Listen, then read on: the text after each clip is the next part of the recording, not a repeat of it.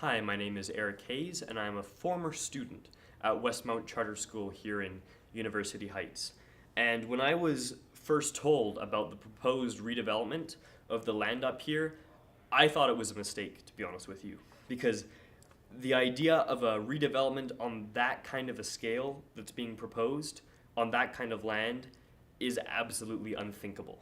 I mean, right now we're talking a strip mall with a relatively modest amount of green space, and what's being proposed is something completely different. So I think it's important to acknowledge that the school here, both the Westmount Charter School and the elementary school, already put a pretty significant toll on the infrastructure.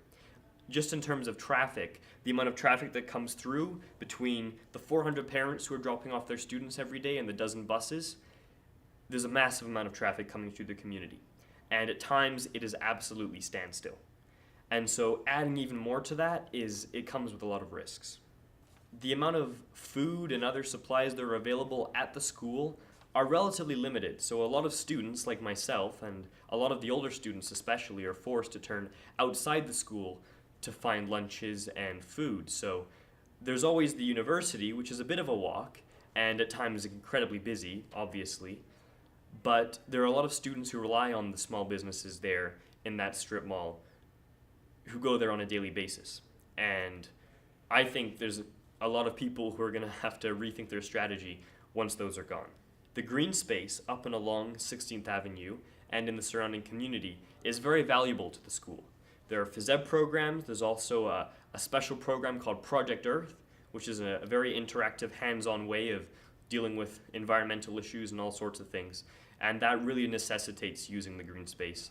I think, finally, we need to take into account the safety of the kids at both Westmount and the elementary school, because what's being proposed here is a massive redevelopment.